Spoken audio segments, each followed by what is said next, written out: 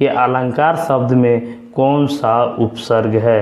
अलंकार शब्द में कौन सा उपसर्ग है। तो देखिए आपके ऑप्शन है, ए में है अलम, बी अल, सी अ, डी कार। तो उपसर्ग जो शब्द के पहले लगकर जो नया शब्द बना दे उसे उपसर्ग कहते हैं। तो इसमें देखिए अल जोड़ अंकार, अल जोड़ अंकार जो हो जाएगा अलंकार। तो इसका सही ऑप्शन जो हो जाएगा बी अल हो जाएगा। अल इसका सही जवाब हो जाएगा। तो दूसरा प्रश्न है कि नेत्रहीन शब्द कौन सा समास है। नेत्रहीन शब्द कौन सा समास है। ऑप्शन है द्वंद्व, बी तत्पुरुष, सी बहुब्रीहि और डी अव्ययी भाव। तो देखिए नेत्रहीन जो शब्द है वो तत्पुरुष समास है। नेत्रहीन जिसमें दो शब्दों से मिलकर एक नया शब्द बना दे वो तत्पुरुष समास है। तो आप लोग नेत्र जोड़हीन, नेत्रहीन दोनों देखिए अलग अलग है, इसलिए यह तत्पुरुष हो जाएगा। देखिए तीसरा क्वेश्चन है कि मेरी गोद में बिल्ली है। मेरी गोद में बिल्ली है, इस वाक्य में कौन सा कारक है। तो देखिए मैं यहाँ पर है मैं, तो मैं आप लोग को याद करना है कि मैं कौन सा कारक है। देखिए ऑप्शन है आपादान, कर्म, संप्रदान और अधिकरण। तो देखिए मैं जो है वो अधिकरण कारक है। मैं जो है अधिकरण कारक है।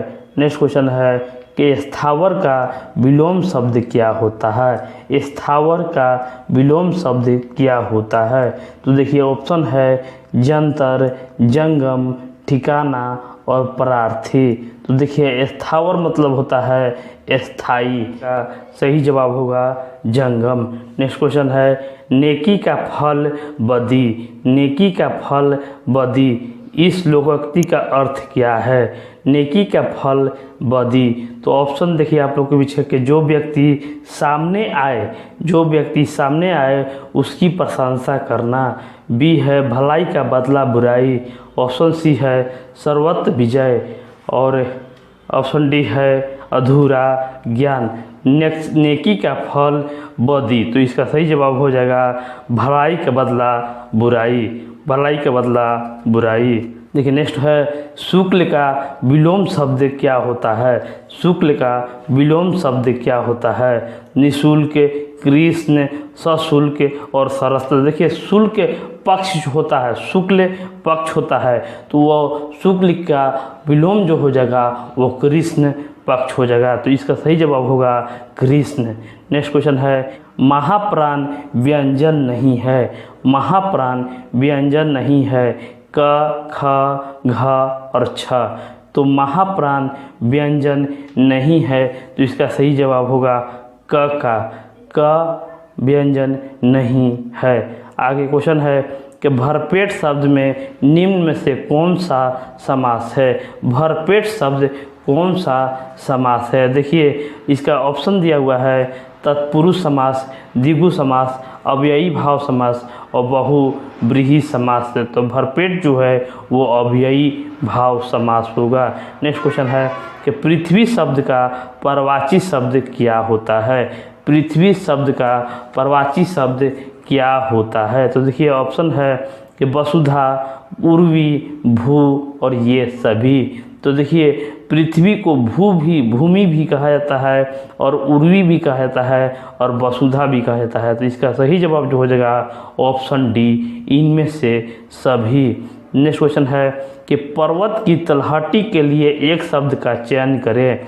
पर्वत की तलहटी के लिए एक शब्द का चयन करें। घाटी, द्रोण, बेसिन और उपत्यका। तो देखिए इसका सही जवाब हो जाएगा पर्वत की तलहटी के लिए उपत्यका। जो नया शब्द लगे वही आप लोगों को आंसर हो सकता है। आगे क्वेश्चन है कि जिसके हाथों में चक्र हो उसके लिए एक शब्द कौन सा होगा। जिसके हाथों में चक्र हो अर्थात विष्णु भगवान, अर्थात विष्णु भगवान, तो उन्हें चक्रपाणि भी कहा जाता है। तो इसका सही जवाब होगा ऑप्शन बी, चक्रपाणि। पानी।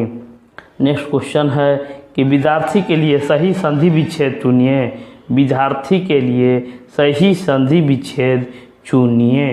तो देखिए इसका सही जवाब होगा विद्या जोड़ अर्थी। विद्या का जो अर्थी निकाल दे वो विद्यार्थी होता है। तो इसका सही जवाब होगा विद्या जोड़ अर्थी। आगे क्वेश्चन है कि बुढ़ापा एक प्रकार का अभिशाप है। रेखांकित शब्द में संज्ञा ज्ञात कीजिए। बुढ़ापा एक प्रकार का अभिशाप है, रेखांकित शब्द में संज्ञा है। तो देखिए इसका सही जवाब होगा भाववाचक संज्ञा। बुढ़ापा भाव बतलाता है, तो इसका सही जवाब होगा भाववाचक संज्ञा। नेक्स्ट क्वेश्चन है कि 8 आंसू रोना। 8 आंसू रोना मुहावरे का आशय क्या है? 8 आंसू रोना, तो ऑप्शन देखिए दिया हुआ है बहुत विलाप करना, किसी आत्मीय के याद करना, प्रिय के प्रवास पर रोना और दुखी होना। तो 8 आंसू रोना को होता है बहुत विलाप करना। नेक्स्ट क्वेश्चन है कि मानस का हंस के लेखक का नाम क्या है? मानस के हंस के लेखक के नाम क्या हैं? तो इसका सही जवाब होगा अमृतलाल नागर। मानस का हंस के लेखक जो हुए अमृतलाल नागर हुए। नेक्स्ट क्वेश्चन है कि नदी, समुद्र, तालाब और गंगा इन शब्दों को क्रमशः सही प्रवाची शब्द वाली पंक्ति को चुनिए।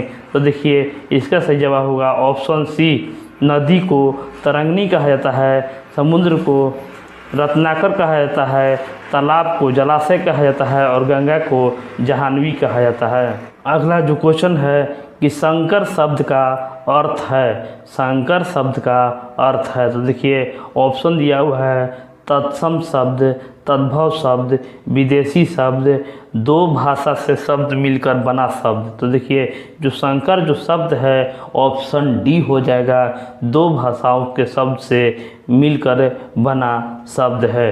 तो नेक्स्ट क्वेश्चन है कि वह वाक्य सरल वाक्य कहलाते हैं जिनमें, वह वाक्य सरल वाक्य कहलाते हैं जिनमें। तो देखिए इसका उत्तर हो जाएगा एक ही उद्देश्य के एक ही विधेय हो, एक ही उद्देश्य और एक ही विधेय हो, इसका सही जवाब होगा।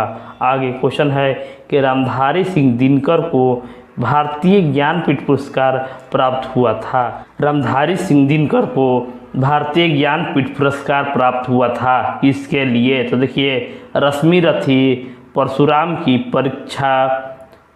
की प्रतीक्षा, कुरुक्षेत्र के और उर्वशी के लिए। तो देखिए रामधारी सिंह दिनकर जी को जो पुरस्कार मिला था वो उर्वशी के लिए मिला था। तो इसका सही जवाब होगा ऑप्शन डी उर्वशी। और इस वीडियो का लास्ट क्वेश्चन है कि निम्न समूहों में से किस शब्द का समूह शुद्ध वर्तनी है? शुद्ध वर्तनी है, तो देखिए ऑप्शन दिया हुआ है दिग्विजयी, कृतघ्न, क्षितिज।